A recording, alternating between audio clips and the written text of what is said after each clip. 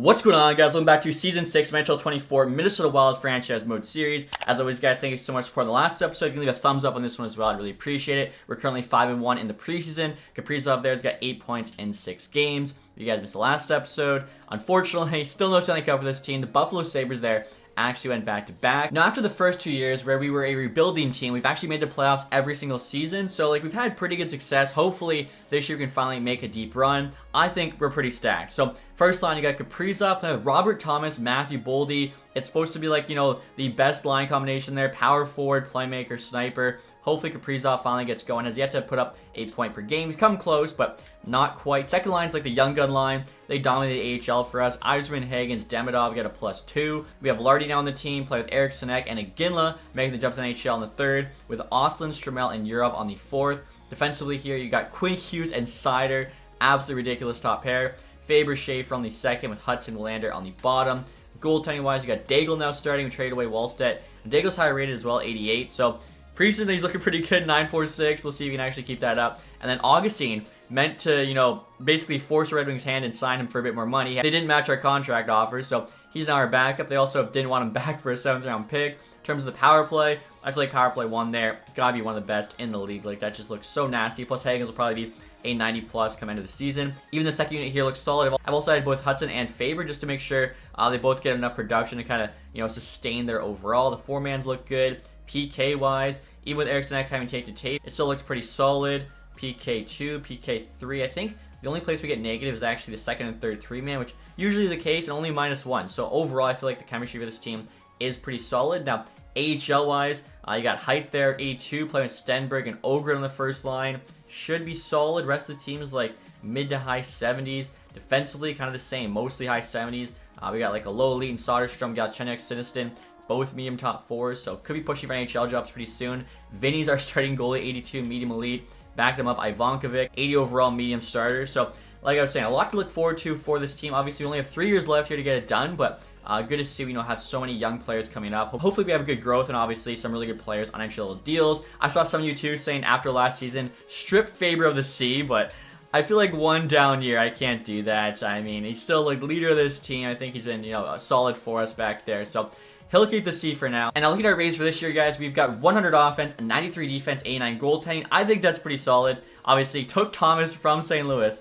Let's see what happens. And now a couple things people are asking about, guys. I want to see my head coach's team fit. As you can see, we got 80% staff chemistry right now, which I think is actually really solid. Staff morale there is happy. Head coach is A+ everything.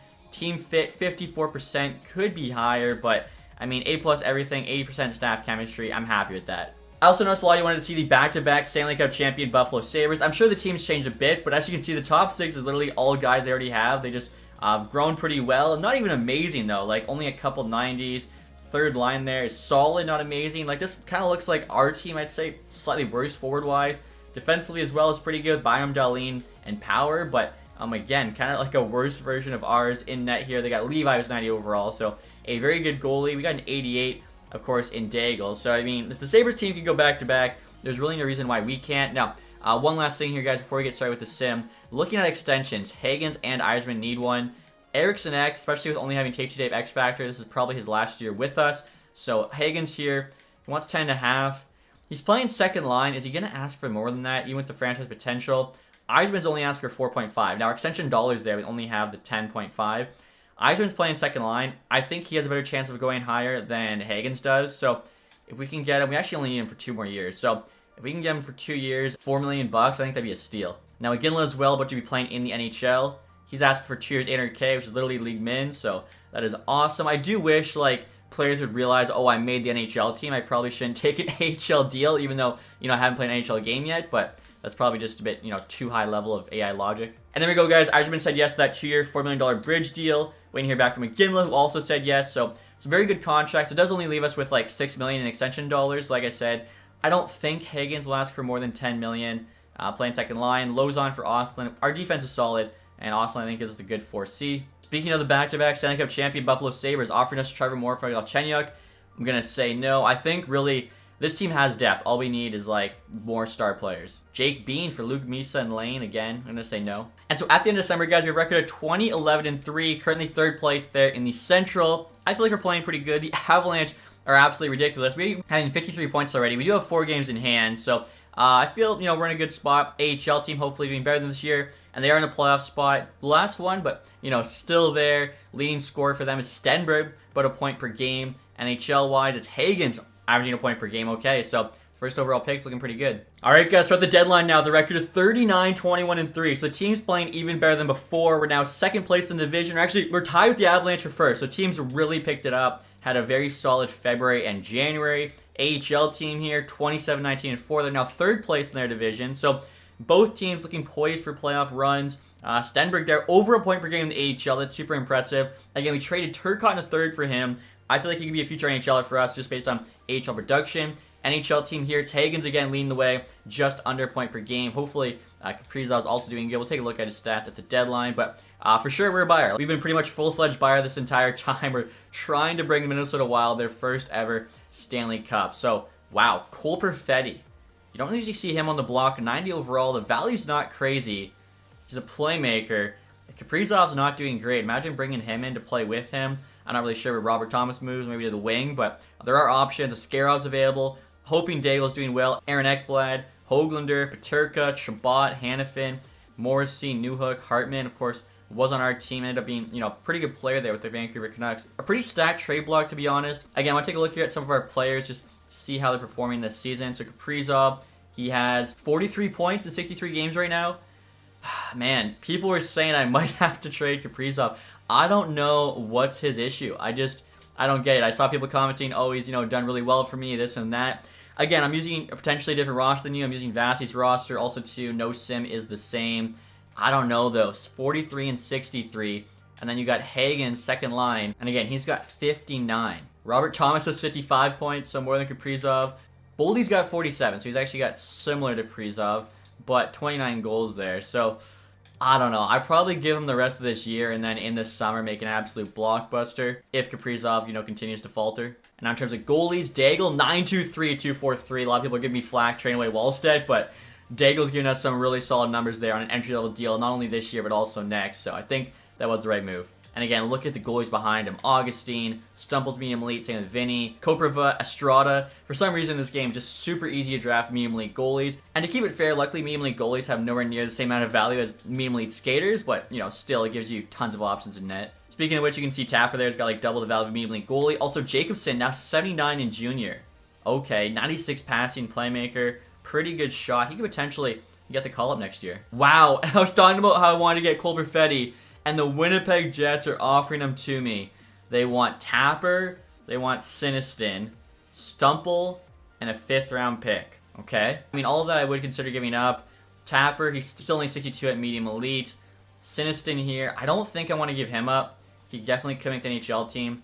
Stumple, we got a ton of goalies. The 5th, I don't care. Let's see if I can replace Siniston with a different defenseman. Galchenyuk here, I also don't want to give up. Like, again, these are the two that were basically drafted back-to-back. I think it'd be kind of cool if, they're eventually on the team together. Lane only has slightly less value, 65, so not going to have as much time to make the team. And then maybe instead of a 5th-round pick, we do a 4th-round pick, which actually has, like, significantly more value by the looks of it. Minnesota have more than 45 skaters at that point, so we'll have to just add somebody here for the roster spot. Dylan Holloway, I think, is actually scratched in the AHL, so we'll just throw him on there. As I do that, Islanders, Novak, and Mayfield there for Misa, Pedersen. I'm going to say no. Try and make this deal happen with the Jets.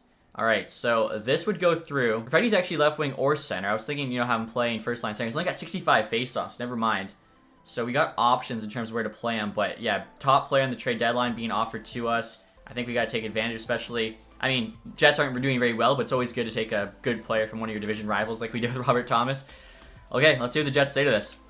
Trades accepted. Let's go. Okay, I think that's a big-time ad. Probably all we're going to do here at the deadline. We just got the best player on the block. And check this out, guys. I was just looking through the teams to see how everyone's doing, what players they have on the block, just killing time until the deadline's over here. The Arizona Coyotes are 22, 33, and 5. And if you forget from the last episode, maybe you missed the last episode, we got their first-round pick. We had to trade them Jacob Churkin and Jesper Wallstedt, but apparently, hasn't been working out for them. You can see Churkin there is one of their higher-valued guys. Wallstedt's the starting goalie. Let's see how he's doing on the Coyotes. A 907, which actually is pretty solid considering the fact they have a negative record, but yeah, the fact we might get a first overall pick out of this is kind of nuts. All right, guys, so the trade deadline's now over again. We just made that one trade for Peretti, but I think it was a pretty significant deal. You got Kalen Addison there, former Minnesota Wild player, going to the Flyers. Ozzy Weisblatt to the Ottawa Senators. Jordan Harris to the Stars. Fabry to the Blackhawks.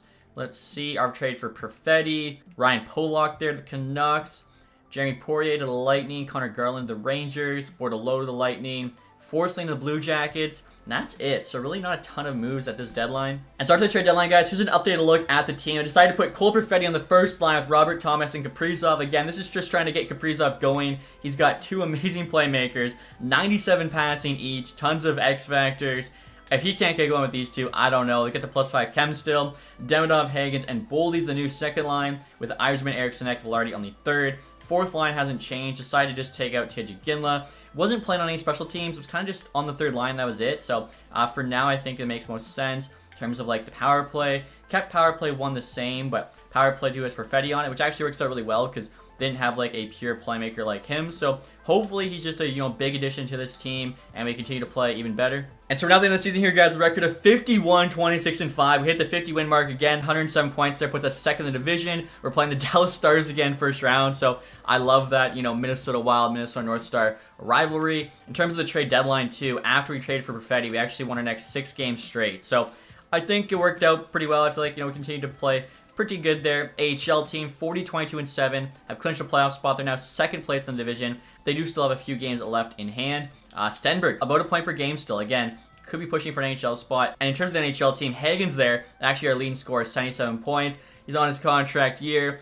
Is 77 points worth $10.5 million? Maybe. I don't think it's worth any more than that, though. So we should still be fine waiting on his contract. You got Thomas there, 76. Hughes put up 73, big year for him, only 10 goals, all assists. Perfetti, let's see how did he do with us. 22 and 19, over a point per game. All right. I mean, I think that's a pretty good indication that he was working on that first line with Thomas, with Kaprizov. He ended up having 67 points. I'm trying to remember now what he had at the deadline. I want to say it was like 45. And I just went and added it up, guys. We played 19 games after the deadline. So I think Kaprizov was actually over a point per game after the deadline. So might have to hold on to him now if we can keep Perfetti. Also, too, I was looking. He's +9 with us. I was a little bit worried by that -11. Boldy, 64. So we had 6 guys, 60+. Yzerman was close, 57. He actually outscored Demidov there, who was on the second line. I mean, could just leave him on the third line, though, that helps them play better. Favorite, 45. Hudson, 33. I took him also off the second power play because really wasn't performing as much as I hope he would. Sider, only 29, but he's still in the top pair. Smart defensively. So, yeah, overall pretty happy. Daigle's rookie year, 8 shutouts, 916 save percentage, 44 wins. I mean, depending what the rest of the rookie class looks like, you could give him the Calder Trophy, I think. Those are pretty solid numbers. AHL team, Vinny, 918, also had 8 shutouts. We got too many good goalies. Stenberg there, followed by Height at 64. Again, he's an 82. Might be time to trade him just because he doesn't have a spot in the NHL team. I think he's just kind of rotting now in the AHL. Lorenz, 57. Ogren, 48 is fine. So, yeah, overall, pretty happy, I think, with both teams this season. And in terms of the entire league, Robertson actually led in scoring 104. Tied, though, with McKinnon. Matthews at 100. McDavid, 99. Poitras, 97. Up to an 89. Jeez, okay. Marner, Makar, Rantanen. We were looking for a superstar, so these are the kind of guys, we'd want to trade for if we did move Kaprizov. Robertson there had most goals at 57. Defensive scoring, Makar, 96. You then have Dobson. Hughes in third, +35.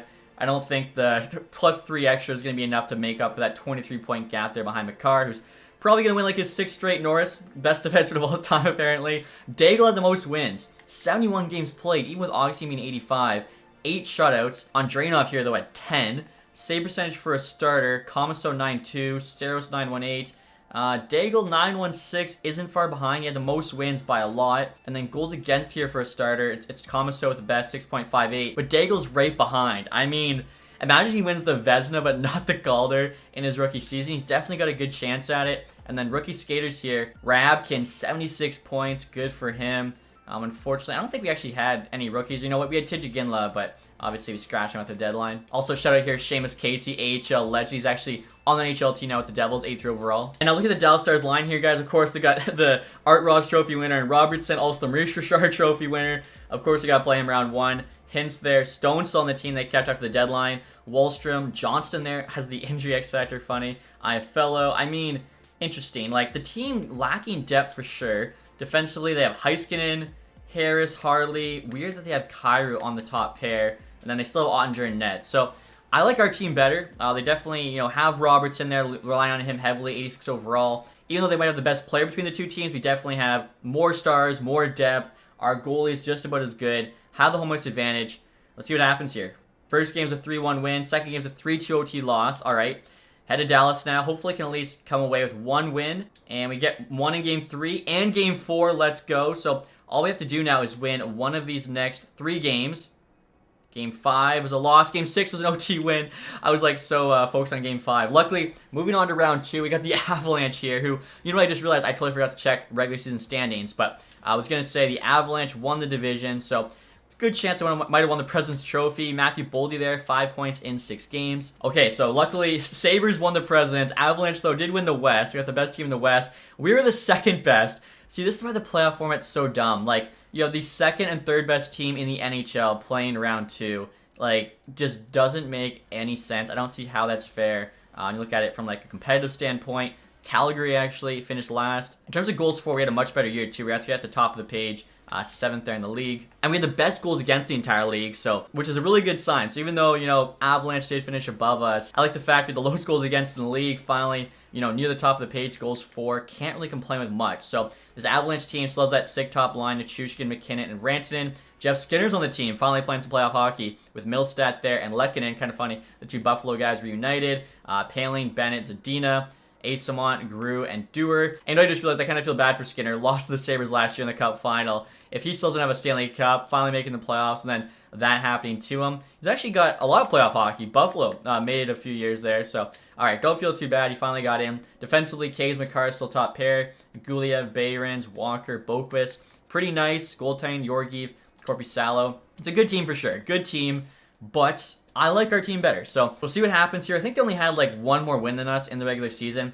First 2 games in Denver, Colorado, and we get a loss and a win. I'll take that all day. Head to Minnesota, a loss and a loss. All right, backs against the wall. Have to win 3 straight. Game 5 in Colorado, and it's a win. Let's go. We're still alive. Game 6 back home in Mini, and it's a win. All right, Game 7 headed back to Denver. Chance to move on to the conference final. Here we go.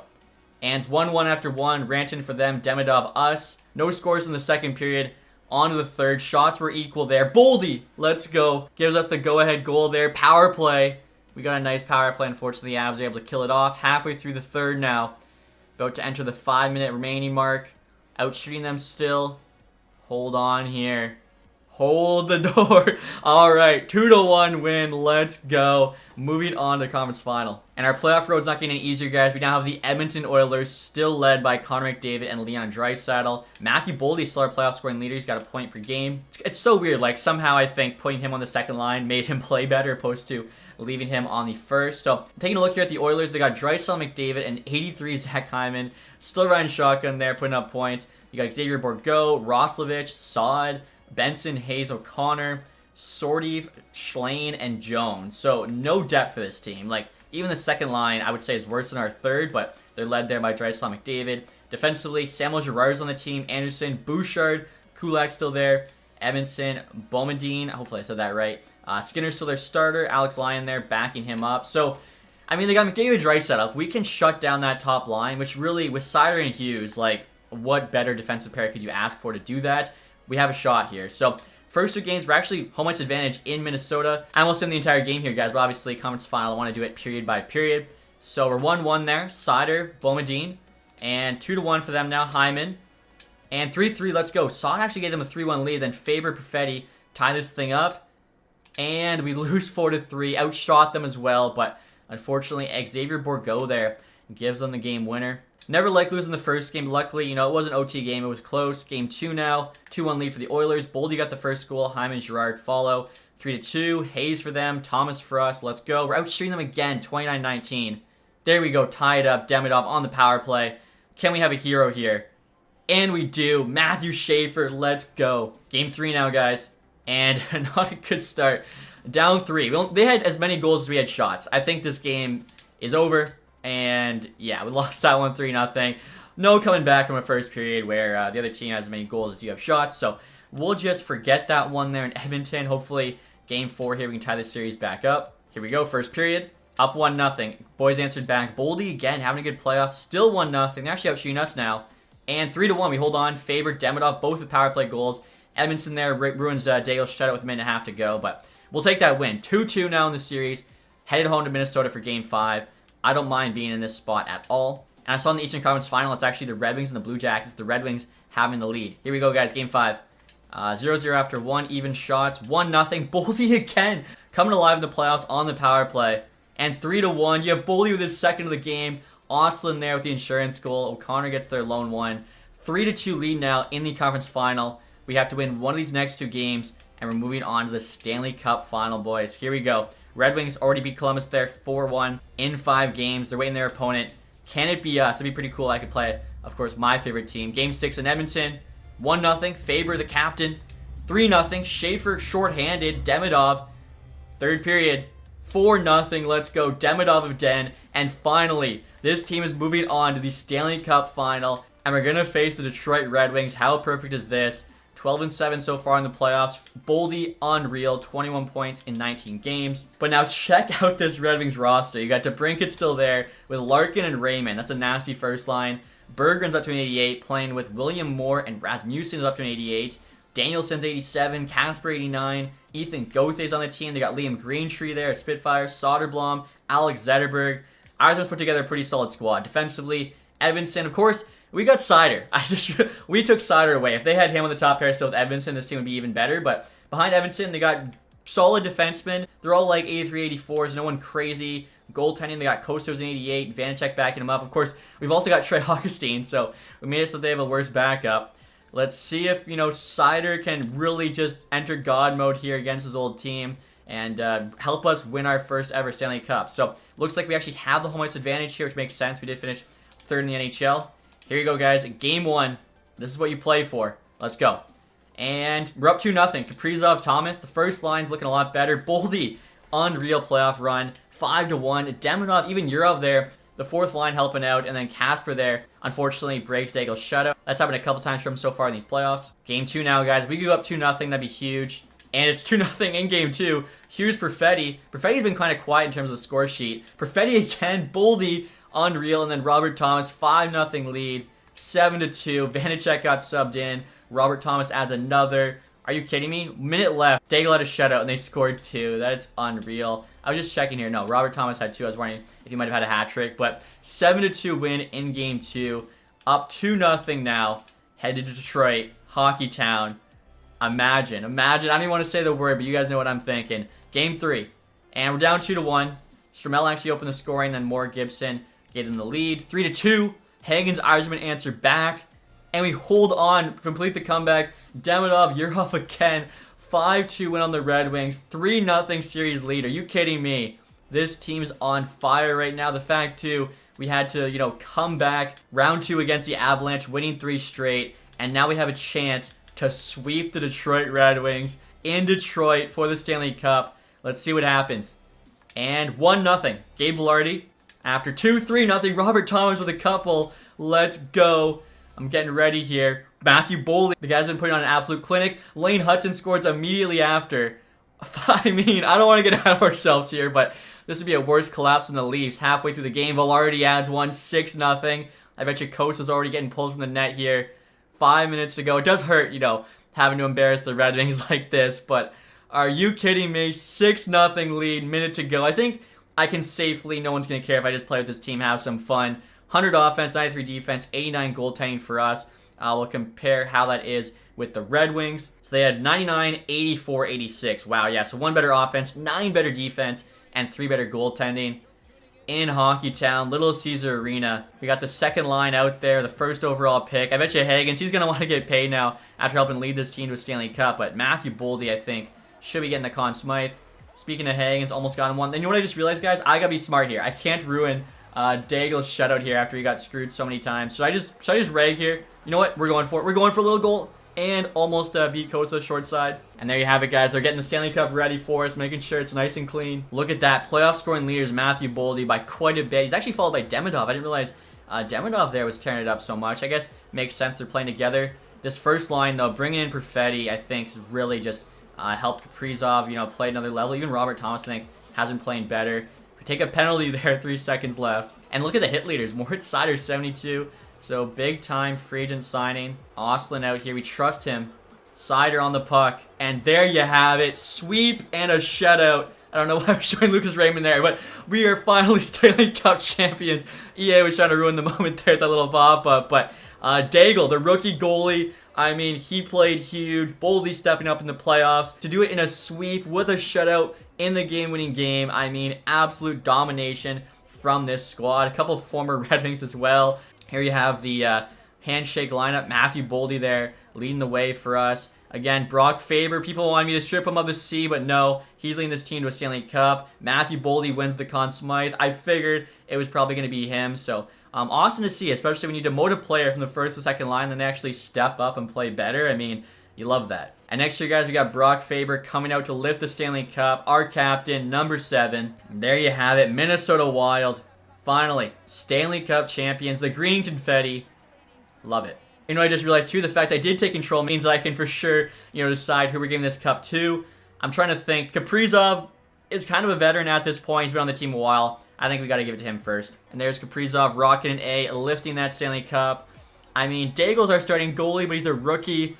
I'm trying to think, who do we give it to next? You probably don't give it to the rookie this soon. I'm thinking Matthew Boldy, Conn Smythe Trophy winner, been on the team a bit. He could get it next. Again, just so happy with how well he played these playoffs. And the final player to get it here, guys.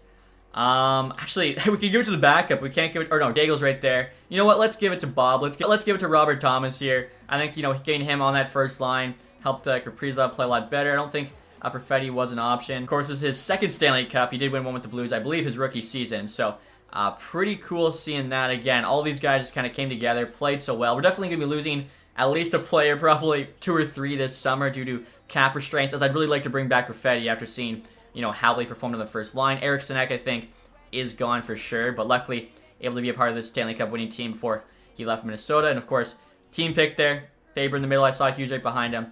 Looks good. And boom, there you have it, guys. Stanley Cup champions, Minnesota Wild. And there you have all the names on the cup. Captain Brock Faber. I mean, pretty much every one of these players is of note. Like, no, I think, random players on this team either, which is kind of cool. And look at the absolute domination here, guys, in Game 7. 6-0 win. Outshot them 37-21. So Daigle, of course, putting up a 21-save shutout. I mean, just awesome to see. And I just realized, guys, totally forgot to check the AHL team. It's kind of preoccupied with the NHL. They were a first-round sweep by the Red Wings AHL team. How funny is that? Our AHL team I thought was kind of good. We get swept round 1 by the Griffins.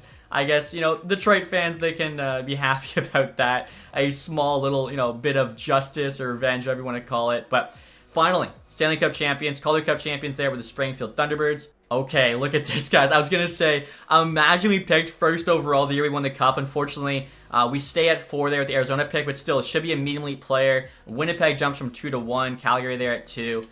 So Winnipeg, obviously, that's why they trade Peretti there. Going into a rebuild. Boldy, Conn Smythe Trophy winner, 28 points, 23 games. We'll see how everybody else did in these playoffs. Demidov there was a point per game, having 23. Hagen was close to 19. Only 2 goals, 17 assists. I think he actually dropped in rating by 1, so we'll see what Zask is. Robert Thomas, Peretti. I mean, I'm talking up Kaprizov, how, he was playing better after the deadline, but in the playoffs, he gave us 13 points, 6% shooting. I mean, his shooting was quite low. That's probably a big part of it. If he was shooting a little bit better, he's got a 90 shot. I think maybe we could call that unlucky. I don't know. I'm so, anxious about what I gotta do with him. Goaltending, Daigle was just a beast. 9-3-1, 2-1-4. Was actually able to post a couple shutouts. And now looking at the playoff tree here, guys. Of course, we know our road beat Stars in 6. Avalanche in 7 after coming back from 3-1. Cleveland, Golden State. Beat the Oilers there in 6 and then swept the Red Wings. Detroit there beat the Sabres, the Leafs, and the Blue Jackets before falling to us. And then next we'll take a look at the awards. Finally, Stanley Cup champion, Minnesota Wild. Obviously got the Clarence Campbell there as well. In terms of the individual awards, Robertson got the Art Ross. McKinnon, though, got the Hart. 3 straight years. Interesting. Makar, I think this is his 6th straight Norris. It's literally off the page. McKinnon, Lady Bing. Ryabkin there. Calder. Boldy, Conn Smythe. Daigle did get the Vezina. Let's go. You know what I just realized? If he's getting the Vezina his rookie season, he probably should be getting the Calder. I don't know. Maybe I'm out to lunch here, but I think that makes sense. You also got the Liam Jennings. I don't know. Ryabkin's stats were not that crazy, I don't think. Not like he put up 100 points. After that, you got this Whipple guy, Bill Masterton. Canucks coach Jack Adams. Byfield Selke. Back-to-back years, actually. McKinnon, Ted Lindsay, and then Robertson there with the Maurice Richard. AHL-wise, we know Springfield there won the Calder Cup. Arvidsson now in the NHL, most points and MVP and most goals. He's just tearing it up. This Booker guy, best rookie. Looking just to see if there's anybody recognized. Stenberg, MVP of the playoffs. Darren Nielsen, sportsmanship, and then Herbal there, actually, lowest goals against. I'm looking at his stats again, guys. Rabkin did have 76 points, which is pretty solid, but I don't know. Let me know. Do you think he should have won it or Daigle? And now before we get to the draft here, guys, I am curious, what's Cole Peretti looking for in terms of an extension? Also, cap space. I've never seen it that low. 0.003 million? Is that like 30K in cap space? Peretti wants 12. Wow. So he played really well with us, but I think it was a one-time rental, help us win the Stanley Cup. I don't think there's any way I can fit that 12 in, as we're just also trying to fit in Hagens here. He wants 14. He's 87. His ask went up to 14 million, even though his overall dropped. 20 million on an 8-year deal. I don't understand that. And next, you guys will take a look at retired players. Steven Stamkos calls it a career. Same with Panarin, of course. Short-lived season with us. He actually retires with the Rangers. Nuge on Calgary. That's tough to see. Zibanejad retires with Panarin. Hyman, Sagan, Kadri, Vander Kane. Some pretty big names here, calling it quits. Arvidsson after dominating the AHL. Goalies here, you got Bobrovsky retiring, same with Varlamov. All right, guys, we're at the draft now. Obviously, pretty excited for this draft because we're won the Stanley Cup and we're picking 4th overall. It's a pretty good spot to be in. Hopefully, there's like somebody sick available. Last year's draft, a bunch of 73s, which is really weird for medium. First overall picks unknown. We literally have 2 scouts in league. I think they're both like B or A overall with A+ in the region. This guy, somehow, we missed. Don't understand that one. We do have, a bunch of medium elites behind. The guy who's supposed to go 4 is actually the guy we have as a gem. NHL ready. Michel Goulet. I mean, I'm down for best player available at 4. You've also got this guy, guaranteed medium elite, Talbot. 3 years though, NHL ETA. So, hopefully the guy we get, could immediately come in. Or if not, probably package him and make some awesome trade happen. Guaranteed medium elite goalie there at 93. It's literally just too easy to find those. And now looking at guaranteed medium elites, you also got another goalie check, 131. All right, guys, so I'm just going to sim to our pick here. All right, so they're all 80 overall so far. Are you kidding me? We missed out on a franchise. Winnipeg gets Pispinen, 83 overall medium franchise from the Finnish league, and we had not heard of him, like a franchise player. I feel like a 12-year-old with access to the internet would know that this guy's a franchise player. We then have an 82 medium elite going number 2 to the Flames, 81 medium elite going 3 to the Blues. So I think we should get a player here. Are gems still available? Do we trust the scouts? Could also go Cody Swift, medium elite defenseman. Similar style Brent Burns, NHL ready. The thing is, we've got a ton of D-man. Again, like in the AHL, a few guys ready to get called up soon. I think a winger makes more sense. Play style sniper. People were saying I need more snipers on the team. We have Eiserman, we have Demidov, but I guess, could use another. He's the gem. Let's trust the scouts. Desmond Kwong, 80 overall. The guy that's like Brent Burns. Oh, does not go at 5. The LA Kings. Interesting pick. What the heck? Are you kidding me? Wait a minute. What's going on here? What's going on? The Red Wings are picking 9. Their pick's on the block. And this Cody Swift guy is still available. The Red Wings might even take Talbot there. We know it's like 3 years out from being NHL ETA. I forget who the Red Wings traded for to get that pick, but we have 32nd. And you know what, guys? I was honestly thinking about maybe moving Lane Hudson at this draft just because he was in front of him, Faber in front of him. It's tough for him to really get going. Even Schaefer there. He was potentially going to be our number 1, but ended up not needing him. Would Hudson and 32 get us number 9? We'll take back Tracy there just as the dude roster spot. The Valley's on our side. They have to pick on the block. Wow. Okay, so Hudson 32, we go to 9. And we can now draft 2 medium elite players in the top 10 after getting the Stanley Cup. That's insane. And Swift, there's a 79, but he's medium elite potential, like 6'5", in reverse X Factor. Wow. Wow. Definitely, poised to be a dynasty run here. Round 2, pick 15. Low elite just went to the Canadians. You got Bellemare, who could be medium elite. Similar style, Phil Housley, who's kind of a legend. Let's just take a chance on this guy. And medium top 4. I like that in the second round. I just noticed the Montreal guy, 75 overall. What a pick. Sharks are offering us a 4 and a 5 for a second rounder. Again, I said it in the one episode. I think they are high. They always offer such low picks to move up. So here we might as well take the guaranteed medium elite goalie. Could take a chance on this defenseman. Might be medium top 4. We do have a lot of goalies. Let's go with the defenseman. And he's a medium top 6. That's tough. And our next pick, guys, actually isn't until the 5th round. So we missed out on a medium elite goalie there. Took a chance, though, to get potentially like a high-rated medium top 4 defenseman. And all of our pins are actually gone now. I thought I still had a couple that are going to go later. That's just me, you know, getting all excited with the top 10 picks. Bouwmeester, though, could be a low elite. And he's a low top 6, 60 overall. Not terrible. It actually kind of sucks, though. We did have 2 guaranteed medium elite goalies pinned. I knew we were missing out on the one after taking the defenseman. The other one I thought was going to go a lot later. At this point, there's like nothing available. Maybe just honestly trade these picks we have. So we got 2 6th and a 7th. Sharks are always asking for our picks. Let's see. I mean, would they give us a 3rd next year for all of this? They say yes. Okay. I mean, I don't know about the quality over quantity, but we're not going to take anyone anyways, and hopefully that 3rd round pick ends up being a stud. Again, guys, getting 2 top 10 picks after winning the Stanley Cup. Pretty nuts. And now before I start re-signing my players, guys, I was just double checking our scouts. As you can see, we had these 2 scouts in Liga. Pretty good scouts, and didn't know about the 1st overall talent. Crazy. And I'm sure someone's going to say, well, if you're auto scouting, it's your fault for not manual scouting. And all I would say to that is it takes way too long to manual scout. And like I said, a 12-year-old with the internet wouldn't know about a franchise player that's going to go at the top of the draft. So Peretti here, we have 12.5 million in cap space. Peretti, yeah, he wants 12.2. Again, I think it was a fun run. We won the Stanley Cup. That's going to be it, though, because Higgins obviously has more value, and he's going to end up being better. 3 years, 11.8. We only need him for 2 more. So let's see if we can get him like 10 and a quarter. That's a lot for an 87 with the franchise potential now. He's going to grow, and I think, you know, it will be a decent bridge. Eriksson, like I said, we're just going to have to let go of. Luckily, we do have a lot of players that can come up and fill that spot. For instance, Kwong here. Could be making the jump to NHL in his 1st year if we move a Ginla to the middle, maybe. And obviously, if not, Kwong will just go back to junior. And look at that shot, 90 everything. Also, I just noticed his X Factor is relentless and it's tricky, even though he's only got 85 deking. Velarde here, unfortunately, dropped in rating down to an 85. At 5.3 million, it's not terrible, but definitely was better when he was an 88. And now Lander here has dropped to an 81. Luckily, we got Galchenyuk, Soderstrom pushing for spots. Siniston's going to be pushing for a spot. Even Swift here, who we just drafted. And in terms of the goaltending situation, guys, we still have Daigle and Augustine locked up. Daigle's got to go up in rating. Literally put up insane rookie numbers, winning the Vezina and the William Jennings and a Stanley Cup. Vinny, I kind of feel bad. Probably try and move him, literally just to be nice. Then we could have Ivankovic as the AHL starter.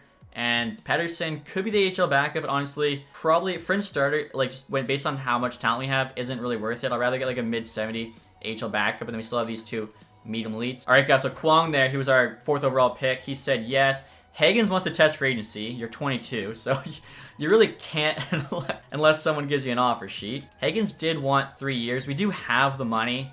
Let's try like 3 years at 11 mil. Higgins rejects, wants to test for agency. What the heck? Also, Jacobson here, guys. I forgot. 79 overall now. Have to give him a contract. Good chance he could also make the NHL team. So even though we're losing Peretti and Eriksson, we have like a ton of guys pushing for spots. Hopefully just a couple of them actually grow and earn it. Also, too, guys, look at the defense again. I'm pretty sure Quinn Hughes is actually up in rating from a 93 to a 94. Faber as well jumped back from 88 to 89, so that's good to see. Willander did drop, but again, being a bottom pair guy, that's not terrible. And in regards to Higgins, guys, I think I'm just going to wait on him because it doesn't make sense to give him the money he's asking for right now. If someone offer sheets him, we can probably just trade away Velarde and match it. Obviously, could take like 4 first overall picks. And now it's time for free agency, guys, so I'm just kind of curious to see who's available. Perfetti's actually the #1 player in free agency. That's why he wanted to like go and get paid. Higgins now asking for $10 million for 5 years. He's asking for less in the free agent market than he was asking from us. Okay, I'll literally just give him that. I don't know what his agent, him, whoever it is thinking over there. Bowen Byram's available, so some pretty big names, but like aside from Peretti, there's really no superstars. Take a look at the goaltenders. Skarov's available, obviously. We are happy with Daigle. You also got Comiso there. Had really good numbers with the Blackhawks. Take a look at 2-way goalies. As I mentioned, we do need an AHL backup. I mean, Bopit, is that how you say it? 25.79 low starter. Could be a pretty decent backup just on like a 2-year deal. Give him a league main contract offer. Hopefully I said his name right. I feel like I probably didn't. Brad Lambert's available. 25.76. Okay. Lowly potential. Probably just playing the AHL, but you never know. Also, Svechkov, 26.82. 825K. I mean, defensive stats there, I'm surprised they're only 3 stars. He's got 92 faceoffs. If Stromel ends up making the 3rd line, he could be a 4th line center for us. So maybe 2-year deal, 850K. Seems insanely good value. I could sign myself in free agency. Everyone always says I look like Yamamoto here. We'll just pass on him though. Again, we have, too many good young players. All right, here guys, you have first off, you remember was one of our former players down to an 85. A guy I was actually looking at, I think I might trade Velarde and then see if we can get Boone Jenner, who's got very solid defensive stats, decent physical, could be like the perfect 3C, even just like an elite 4th liner. I want to see if we can get him, like it makes sense for us if we can get him for say I don't know, like save $1.5 million there on Velarde. Also, he's only on a 1-year deal because I think next year we're going to need more money again. And now next you guys are trying to get trade with the Arizona Coyotes. I'm not sure if they'll go for this. I'm offering up Velarde with just 4 kind of extra players there to make sure we have enough roster spots for everyone we made offers on. Carlotti here is a medium late skater, only 60 overall, so the value's not crazy. He's 20 years old. Two-way forward there, never know, could be a bomb sixer for us. Gonchar here, 2178 sniper, pretty good shot. The value's on our side by a little bit. Both those guys are on the block. We'll see what the Coyotes say. Trade's rejected, so maybe we'll just go for the medium elite guy and like a mid pick. Give us like a 3rd. Quite close. Okay, so maybe we'll get the medium elite and a 4th. Again, kind of a salary dump, but we're still getting back a pretty good return. Oh my god, I hate when they say it's just a bit off, but it's not actually what they mean. Give us a 6th. Okay, just Carlotti. Now we get it done. All right, so again, even if we don't get Jenner, we have the cap space there from Velarde. Also, too, we have young players coming up, which would be like absolute worst case. Philip Hanses here said, I feel that your fan base attitude towards your team doesn't mesh with my expectations. What would the attitude be after winning the Stanley Cup? Optimistic. This was our NHL associate coach. I think mine retired. He went away. 3rd and a 4th for a medium top 4. That's a no. Brad Lambert there said yes. Same as Svechkov. Again, could be in our bottom 6. Bo Pete there. Still waiting to hear back from Boone Jenner. Didn't offer enough money, but he hasn't been signed yet, so could get him. Higgins, though, said yes. Again, so weird how he asked for less in free agency than when we were just trying to talk to him on our own. Now, after those moves, guys, we still have $7.8 million in cap space. Like I was saying, I think Boone Jenner would be a really nice fit for the bottom 6. So he wants 4.5. We'll offer 4.5. We still have about $3 million, probably more by the time the fall comes in terms of trade deadline cap space. And Boone Jenner, please come on down. And there we go. Boone Jenner said yes. So I think swapping Velarde for him, plus picking up a medium elite prospect, definitely worth it. And now next year, guys are trying to trade Vinny the Ottawa Senators for a 2nd round pick. Again, I'm basically just being a nice GM, I think, and a chance to play some NHL. 2nd round picks, pretty equal value. They say yes. Okay, so hopefully also, too, they wanted him. Let's see if he's like the 3rd string. No, he's going to be the backup. Could even pass Sogard there to be the starter. So yeah, gave him a good opportunity. We get a 2nd. I think everyone's happy. And now the Islanders here offering us 2 3rd round picks for Noah Ostlund and Benoit, who's a low bottom 6. I actually might do this just because Austin's been playing 4C, but we got Jenner, we got Stramel.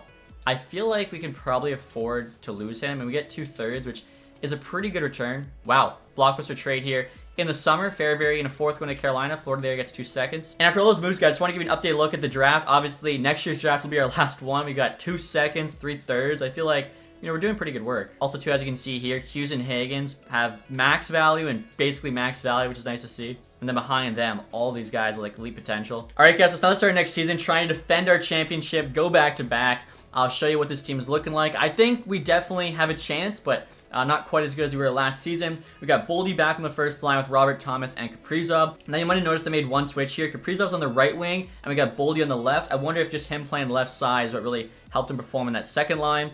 Now, the second line is back to the original Yzerman, Higgins, Demidov. I think they were doing, fine before we brought in Peretti. Third line, you got Iginla back in the lineup, playing with Jenner and Jacobson. Jacobson here's a great playmaker, 97 passing, really good hands. Shot's actually pretty decent. And then you got Iginla there with an amazing shot, 5 stars. And I'm hoping those two can be a duo. The kind of data line, Jenner in the middle. Fourth line here, got some new players. Riley Heidt is a playmaker, but he's got 88 D awareness, decent faceoffs. In the middle, Svechkov, 92 faceoffs. And then the right wing, Stramel, power forward. Very good defensively and physically. Probably the best guy on the bottom 6, just in terms of both the defense and physical stats. So really happy, honestly, with how the team is looking. I'm just worried, is Kaprizov going to do well on that first line? Defensively here, I mean, Hughes and Seider leading the way. You got Faber and Schaefer on the second pair still, so the top 4 hasn't changed. And the bottom pair is now Soderstrom and Willander. Soderstrom up to an 81, low elite. We got him in the 4th round, 2026, 91 D awareness. Turned into a pretty good player. Skating could be better, same with physical, but it's not terrible. Daigle and Augustine here did not change rating. I don't know how Daigle, again, doesn't change with elite potential, Wayne Vezina, but that's fine. Looking at the AHL team next. Ogren's on the first line, played with Luke Misa and Yurov. I got a lot of high 70s there. We actually have a couple 60s on the 4th line, just because we're starting to run out of roster spots. Defensively, Galchenyuk, Siniston, the duo there on the top pair, get a +4. So again, maybe these guys will make the NHL team in the final season. You got Swift here, we just drafted, medium elite. The forward that we drafted is back in junior. He's playing with Healy, who's a 78. So AHL team should be solid. You got 83 Ivankovic starting, 79 Bopit there backing him up. So I feel like both teams looking good. We still have yet to win a Calder Cup. Maybe this year they'll get that done. Also, too, not bringing back Eric Sinek, had to name a new alternate captain. Decided to go with Quinn Hughes. A lot of people actually wanted him to wear the C. I figured after giving to Faber, I felt like, Quinn could at least wear an A. So hopefully all those changes work out for us next season. In terms of the ratings, we're going to have 100 offense, 92 defense, 89 goaltending. Excited to see how this team does and whether or not we can run it back here and actually win 2 straight Stanley Cup. But until then, guys, hopefully you enjoyed this one. If you did, leave that thumbs up. If you haven't subscribed yet, hit the sub button down below. Thank you so much for watching. Have a nice day. Goodbye.